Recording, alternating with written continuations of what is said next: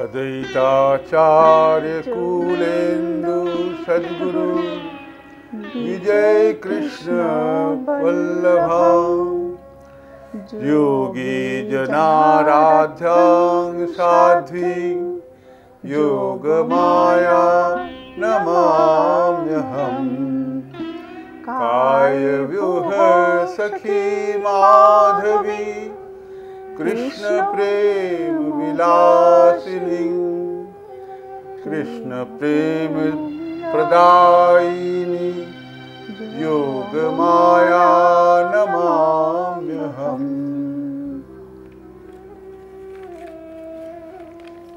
আজকের আমাদের আলোচ্য বিষয় প্রেম ভক্তি প্রদায়িনী মাতা যোগমায়া। গৌরানা ঠাকুর শ্রী শ্রী অদ্বৈতাচার্য প্রভুর কুলতিলক শ্রী শ্রী বিজয়কৃষ্ণ গোস্বামী সদ্গুরু অবতার, তার সহধর্মিণী মাতা যোগমায়া। মাতা যোগমায়া নিজেকে সবসময় আড়াল করে রাখতেন, নিজের কোনো বিভূতি প্রকাশ হতে দিতেন না, নিজের স্বরূপটি লুকিয়ে রাখতেন। ঠিক যেমন তিনি অবগুণ্ঠনে সবসময় থাকতেন। তবে তার স্বরূপটি ধরা পড়ে যেত ত্রিকালজ্ঞ যুগপ্রবর্তক মহাত্মাদের চোখে। একবার শ্রী শ্রী বিজয়কৃষ্ণ গোস্বামী প্রভু মাতা যোগমায়াকে নিয়ে সশিষ্যে শ্রী শ্রী রামকৃষ্ণ পরমহংসদেবের কাছে গিয়েছেন তাকে দর্শন করতে। শ্রীরামকৃষ্ণ মাতা যোগমায়াকে দেখে স্বতঃস্ফূর্ত বলে উঠলেন, ও বিজয়, এই তুমি কাকে নিয়ে এসেছো আমার কাছে? মন্দিরে মা ভবতারিণীকে দেখে আমার মনে যে ভাবের উদয় হয়, আজ একে দেখেও আমার মনে সেই ভাবের উদয় হচ্ছে। যে গদগদ কণ্ঠে তিনি বলে উঠলেন, জয় মা, জয় মা, জয় মা। আর একবার ঢাকার কাছে বারুদি গ্রাম, সেখানে ত্রিকালজ্ঞ মহাপুরুষ শ্রী শ্রী লোকনাথ ব্রহ্মচারী বাবা থাকেন। বিজয়কৃষ্ণ গোস্বামী প্রভু মাতা যোগমায়াকে নিয়ে সশিষ্যে তাকে দর্শন করতে গিয়েছেন। মাতা যোগমায়াকে দর্শন করেই উচ্ছ্বসিত হয়ে লোকনাথ বাবা বলে উঠলেন, একে দেখে আমার জননীর কথা মনে হচ্ছে, এর হাতে কিছু খেতে ইচ্ছে হচ্ছে। সকলে সহর্ষে যোগমায়া মাতাকে নিয়ে রান্নাঘরে গেলেন। মাতা সেখানে 2-3 রকম ব্যঞ্জন ও অন্ন রান্না করে একটি থালায় সাজিয়ে গুছিয়ে লোকনাথ বাবার কাছে পরিবেশন করলেন। লোকনাথ বাবা বললেন, না, এইভাবে নয়। ছোট বালককে মা যেরকম কোলের কাছে টেনে নিয়ে ঘাড়ে ধরে তাকে খাইয়ে দেয়, তোমার হাতে আজ আমার সেইভাবে খাবার ইচ্ছা হচ্ছে। শতায়ু ব্রহ্মচারীর এই কথা শুনে মা সলজ্জ হেসে মাথা নিচু করে রইলেন। তখন শ্রী শ্রী বিজয়কৃষ্ণ গোস্বামী প্রভু মাকে বললেন, এনার কাছে লজ্জা পাওয়ার কিছু নেই, ইনি যেভাবে বলছেন তুমি সেইভাবেই করো। তখন মাতা যোগমায়া সেই শতায়ু বৃদ্ধ ব্রহ্মচারী মহারাজকে নিজের কোলের কাছে টেনে এনে তার ঘাড় ধরে তাকে 2-1 গ্রাস অন্ন প্রসাদ রূপে পাইয়ে দিলেন। মার হাতে খেতে খেতে ব্রহ্মচারী মহারাজের সে কি আনন্দ, সে কি উচ্ছ্বাস। তিনি বলতে লাগলেন, কত যুগ পরে যেন মার হাতে খাচ্ছি মনে হচ্ছে, কি আনন্দ, কি আনন্দ। ব্রহ্মচারী মহারাজের বালকের মতন সে উচ্ছ্বাস দেখে কে? অন্যত্র আমরা দেখছি ত্রিকালজ্ঞ কালজয়ী মহাপুরুষ শ্রী শ্রী ব্রহ্মানন্দ পরমহংসজি, হিমালয়বাসী মহাত্মা, তিনি গোসাইজি অর্থাৎ শ্রী শ্রী বিজয় কৃষ্ণ গোস্বামী প্রভুর গুরু। তিনি শিষ্যকে নানান আদেশ দেন,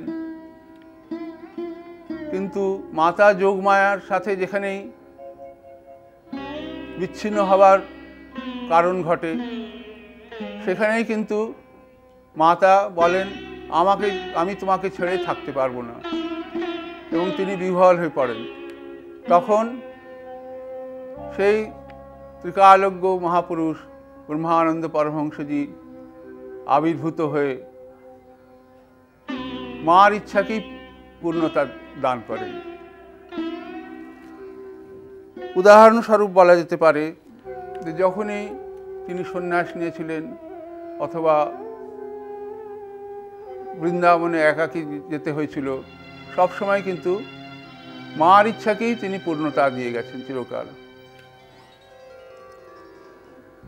সদ্গুরু অবতার শ্রী শ্রী বিজয় কৃষ্ণ গোস্বামী প্রভু মাতার সাথে সহধর্মিণী রূপে তাকে বহুদিন দেখেছেন, তার শৈশব থেকেই দেখে আসছেন। তিনি জেনেছেন যে মাতা যোগমায়া দাপরের ব্রজসখী। ব্রজসখীদের চরিত্র, মাতার চরিত্র তিনি জানতেন। সেই জন্য প্রভু কখনোই যোগমায়া মাকে বৃন্দাবনে নিয়ে যেতে চাইতেন না। ব্রজসখীরা যে কোনো বাসনা নিয়ে ধরাধামে আসলেও কোনো ক্রমে যদি ব্রজধামে গিয়ে পৌঁছন, সেখানকার চিন্ময় রজের স্পর্শে তারা আর ধরাধামে থাকতে পারেন না, দেহ ব্রজরজে মিশিয়ে চিন্ময় ধামে ফিরে যান। সেই জন্য প্রভু বারবার বলতেন, তোমার ছোট কন্যা বৃদ্ধা মাতা, তাদের সেবার জন্য তুমি থাকো, আমার সাথে বৃন্দাবনে যেও না। যেমন স্বর্ণময়ী দেবী, বিজয়কৃষ্ণ গোস্বামী প্রভুর মাতা, তিনি জানতেন যে বিজয়কৃষ্ণ গোস্বামী তার সন্তান, সে যদি পুরুষোত্তম ধামে যায় তাহলে সে আর কোনোদিন ফিরবে না। তাই তিনি আকুল কণ্ঠে সবাইকে বলতেন, ওরে তোরা বিজয়কে জগন্নাথ ধামে নিয়ে যাস না, সে জগন্নাথের বস্তু একবার যদি সেখানে যায় সে আর ফিরে আসবে না। তিনি আকুলভাবে বলতেন, আমি বেঁচে থাকতে তাকে যেন সেখানে যেতে দিস না। বিজয় কৃষ্ণ প্রভু তার গুরুদেব শ্রী ব্রহ্মানন্দ পরমহংসজির আদেশে নিরবিচ্ছিন্নভাবে 1 বৎসর বৃন্দাবন বাসের প্রস্তুতি নিচ্ছিলেন কাশীতে থাকতে। যোগমায়া মাতা তার সঙ্গে যেতে চাইলেন। কুমারী কন্যা, বৃদ্ধা মাতা ও পুত্রের দেখাশোনার অজুহাতে প্রভুজি তাকে ঢাকার গেন্ডারিয়া আশ্রমে পাঠিয়ে দিলেন। পতির আজ্ঞায় মা তো আশ্রমে ফিরে গেলেন ঠিকই, কিন্তু পতিব্রতা, পতি সঙ্গচ্যুতি মৃত্যুচ্চেও ক্লেশকর হয়ে উঠল। তিনি অর্ধাহারে অনিদ্রায় মৃতপ্রায় হয়ে পড়লেন। শেষে রায় উন্মাদিনীর মতো তিনি শত বাধা অগ্রাহ্য করে বৃন্দাবনের উদ্দেশ্যে রওনা হলেন। তখন যাবার আগে তিনি বলে গেলেন, আমি আর ঢাকার আশ্রমে ফিরব না। তখন তার গর্ভধারিণী মা বললেন, এখানে ঢাকায় মন্দির হবে, নামের পূজা হবে, এই যোগমায়াকে কেন্দ্র করে আমি দেখতে পাচ্ছি। বৃন্দাবনের পথে শ্রী নগেন্দ্রনাথ চট্টোপাধ্যায় বিদুষী পত্নী মাতঙ্গিনী দেবী মাকে দশভুজা রূপে দর্শন করলেন। তিনি দেখলেন এবার মায়ের বিসর্জন হতে চলেছে। তিনি শোকমগ্ন হয়ে কাঁদতে লাগলেন। এখন আমরা মায়ের যে ছবিটি দেখতে পাই সেটি সেই সময় মাতঙ্গিনী দেবী জোর করে তুলেছিলেন, যা এখন ঘরে ঘরে পূজিতা। সেটি মার শেষ ছবি। এরপর মা শ্রী বৃন্দাবন ধামে পৌঁছলেন। মা বৃন্দাবন ধামে তো পৌঁছলেন ঠিকই, কিন্তু প্রভুজি তাকে বললেন যে তার বৃন্দাবনে একসাথে একই কুঞ্জে, অর্থাৎ এই দাউজির কুঞ্জে যেখানে গোস্বামী প্রভু ছিলেন, সেখানে থাকা চলবে না। কারণ বললেন, ঢাকা গেন্ডারি আশ্রমে যাহা সম্ভব, অর্থাৎ সন্ন্যাসী গৈরিকধারী পরিবারের সাথে একসাথে থাকা সেখানে সম্ভব ছিল, বৃন্দাবনে সেটা সম্ভব নয়। এখানে নানান রকম কথা উঠবে। তাই মাকে বললেন, তুমি যখন এসেই পড়েছ তখন তুমি অন্য কুঞ্জে গিয়ে থাকো, এখানে নয়। মা অনেক আশা নিয়ে এসেছিলেন। তিনি ভীষণ মর্মাহত হলেন। মর্মাহত হতে তখন তার তেজ প্রকাশিত হয়ে পড়ল। এমনিতে মা অত্যন্ত মৃদুভাষিণী, অবগুণ্ঠনেই থাকেন। তার স্বরূপটি তখন প্রকাশ হয়ে পড়ল। তিনি বললেন, যে উদ্দেশ্য নিয়ে তোমার এই ধরাধামে আসা, আমাকে ছেড়ে তা কখনোই সম্পূর্ণ হবে না। আমি বলছি, দেখে নিও।